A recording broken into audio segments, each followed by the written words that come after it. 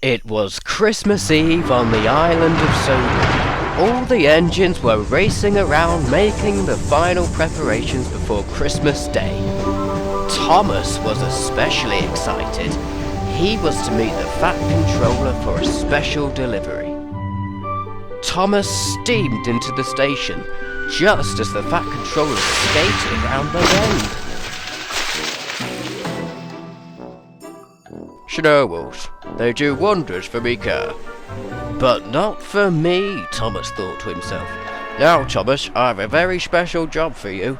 You are to collect the Christmas tree for the villagers in the mountains and take it there today. Thomas was excited. I'd be proud too. Oliver will lend you Toad for the journey. Other brake fans cannot make it through the snow, so make sure he is added to the back of your train. I will. You must take Butch with you. He will arrange the decorations once there. And, not forgetting your Christmas hat. Thomas wasn't sure. Last year the smoke from his funnel had shot the hat into the air, and it had landed on Lady Hat. Don't worry, there is a hole for your funnel to breathe. We will arrive later to see the final display. You must arrive before sunset, so please hurry.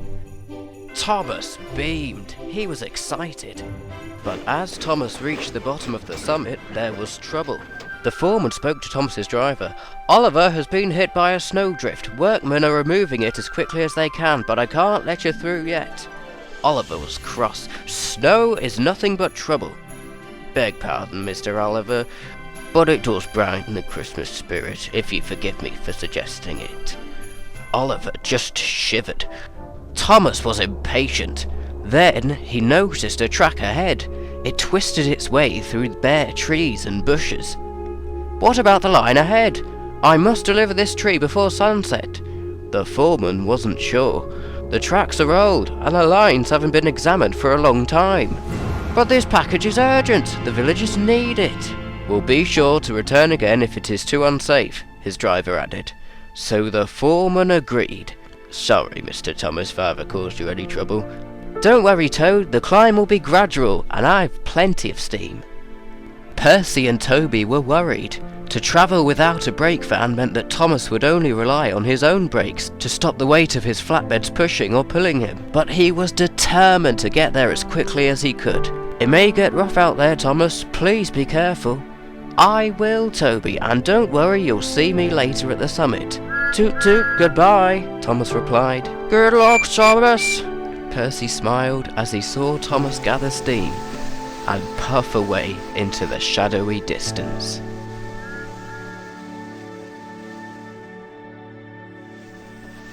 Thomas and Butch were making their way through the mountains. As it started to snow, everything looked like Christmas. They made their way through the woodland area and out into the open air. Then Thomas saw the most beautiful sight he had ever seen. This is my first time being up here, you know, Thomas. Me too. It's absolutely wonderful.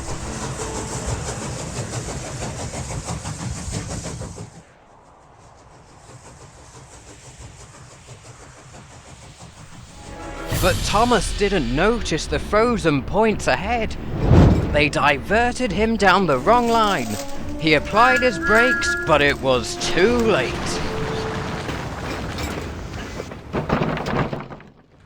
Bust my buffers! Butch was freezing.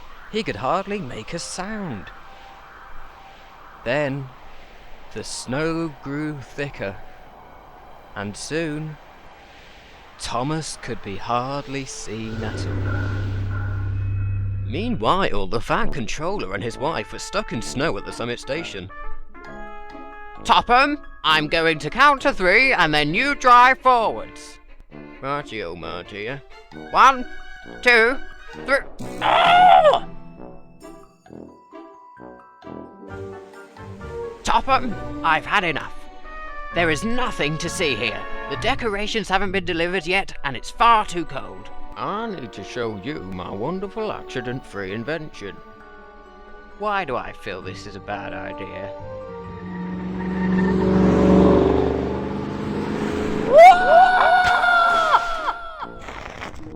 What on earth are you showing me by doing this?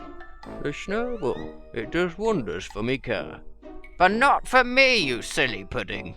Christmas pudding. Enough! Topham, it's nearly lunchtime and I'm hungry. It's times like these when you've read my mind. Don't worry, my dear, I have the perfect solution. Very good, Topham. A very good idea. I have an idea where we can eat, actually.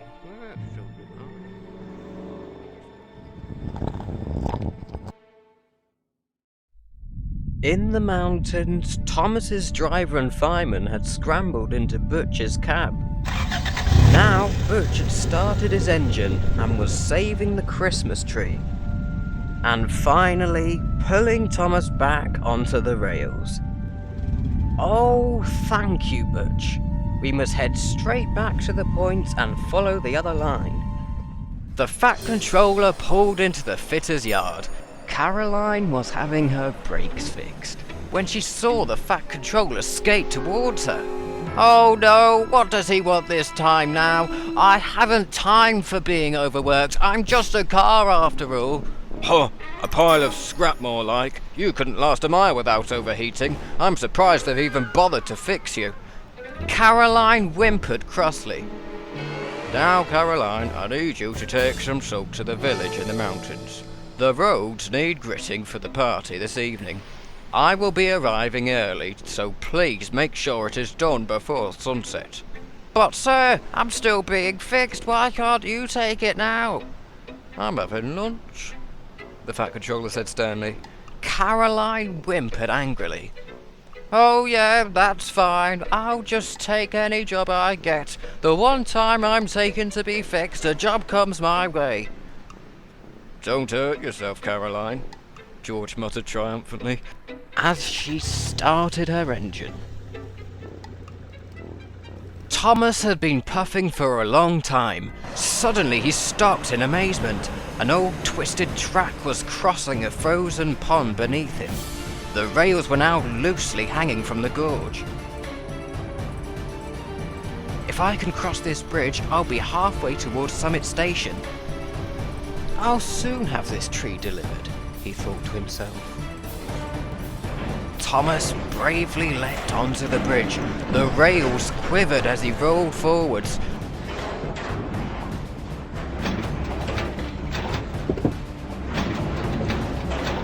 Rocks began to give way from the hillside, and snow brushed down onto the ice below. The middle support started to shake. Bricks fell from the support and smashed the ice below. Suddenly, the rails snapped and rocks fell from the cliff into the pond.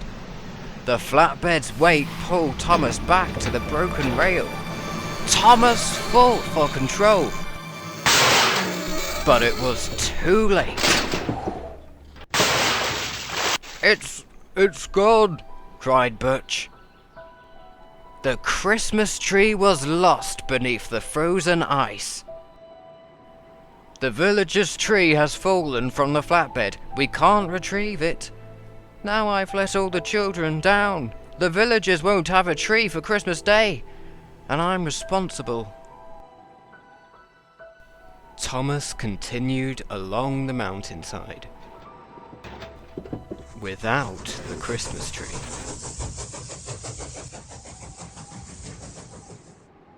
Meanwhile, the Fat Controller and his wife were driving down the road. Now this, Topham, is the life. Out for lunch on Christmas Eve in the snow. How perfectly romantic. Thank you, my dear. What are they doing? Then, as they raced past, they sprayed snow all over Henry. Oh, how lovely. You've taken me to... Topham! Caroline was not happy at all. Her wheels found it hard to grip. Absolutely outrageous. Just to lay some rock on the road. I'm so hot I can't even feel the snow anymore. She was glad of a rest as her driver lay the grit. Suddenly the Fat Controller raced by, blowing snow all over Caroline. Just then Toby chugged into view. Hooray! The shed on wheels has come to save the poor car. I can go now. But Caroline was wrong. Toby passed by, taking the Fat Controller's grandchildren to the village at the summit. Her driver pounded her onwards, restarting the engine whenever it failed, whilst Percy passed by with fireworks for the party. Thomas was making his way through the empty mountains when suddenly his driver applied the brakes. A tree had fallen onto the line ahead. "That's perfect," Thomas cried. "No, it's not. This is yet another disaster." "No, no," Thomas interrupted. "This is perfect for the villager's tree. Butch must shift it from the line to the flatbed." "What a good idea," exclaimed Thomas's driver. So Butch waded his way through the snow and used his hook to drag the tree. "We're gonna save their Christmas now," he jeered as he revved his engine. Butch had to be careful. There was not much room to move.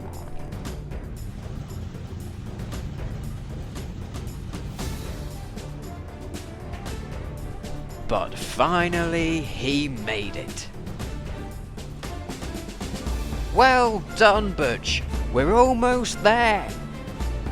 And so the brave friends fought their way through the snow and towards the summit station.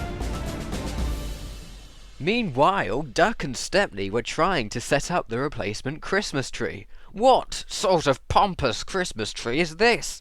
It isn't even green. It's all bare." Who exactly thought of this idea? Topham, this is not working. How do we expect the villagers to have a party if there isn't even a tree? Don't worry, my dear. Both Duck and Stepney are fixing that. Was that the best you could do, Topham? The Fat Controller's grandchildren were worried. If there is no Christmas tree, it will ruin the day. Now you must not worry about the tree. What Christmas is about is Christmas pudding. No, it's not. It's about sharing the time and the happiness with those you love. And the Christmas puddings. To let him fetch such an important train and then allow him to tail off and down another line it's disgraceful. disgusting, said James. Despicable, finished Henry. I just hope Thomas is all right. It's been a frightfully long time now. I'm sure any engine's whistle will be heard from here. Then why hasn't he whistled? Just then they heard his whistle. Hooray! But the sound of Thomas's whistle had disrupted the Fat Controller's snowball. It fell from the cliffs and onto Thomas's line below. Just then they heard another sound. It was Caroline rattling in. I don't feel too good, she wailed. Suddenly her exhaust pipe popped and sparks flew from her engine. They set alight to a firework. Stand back, the foreman shouted. As Thomas made his way along the last stretch of track, he could smell the smoke and saw the flames at the summit. The tree was just above his line. Charge! He cried as he plunged into the snowball.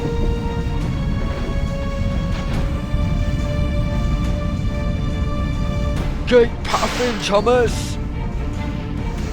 This rope won't hold. We need water, quickly! Stepney cried, but it was too late.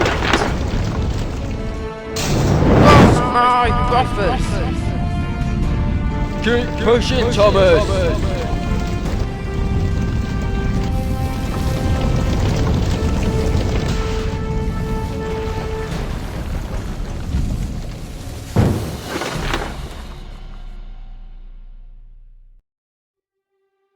The engines fell silent. "The snow must have buried him," said Stepney. "Well, then we need to save him, no matter how old those rails are." I knew that line was far too dangerous. "What do you propose, sir?" The Fat Controller was worried. I was wrong. Christmas is about everyone being together. But Thomas isn't safe. So we're not. "What do you propose, Topham?" "Sorry. Topham, I'm not amused." Suddenly, in the distance, they could all see Thomas proudly puffing into the station. "We've made it!" Everyone was pleased to see Thomas and that the Christmas tree was safe. Butch wasted no time. And before long, the Christmas tree was propped up and proud. It looked wonderful. Bertie arrived bringing the villagers to the station as Thomas explained what had happened. "So this tree is from the mountains?" Yes," replied Thomas nervously. "What a clever engine!" they exclaimed. Thomas was puzzled. "Why?" "We've never had a tree from these mountains before. They're too hard to get." "Well, flatten my funnel. I've made your Christmas even more special." "But Butch, I wouldn't be here if it weren't for Butch. We save Christmas, Thomas.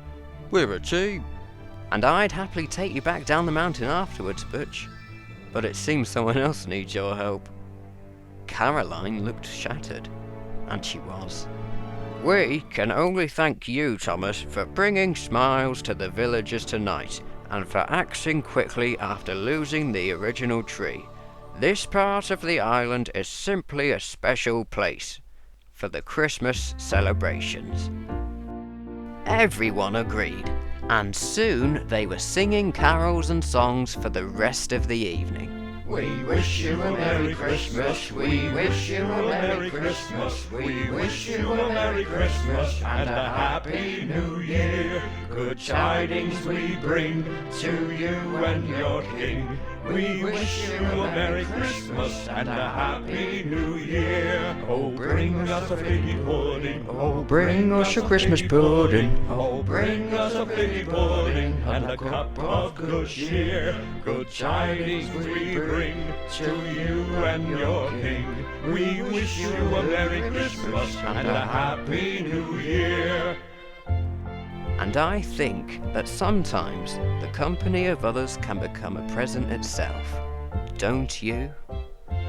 We wish you a Merry Christmas, we wish you a Merry Christmas, we wish you a Merry Christmas and a Happy New Year.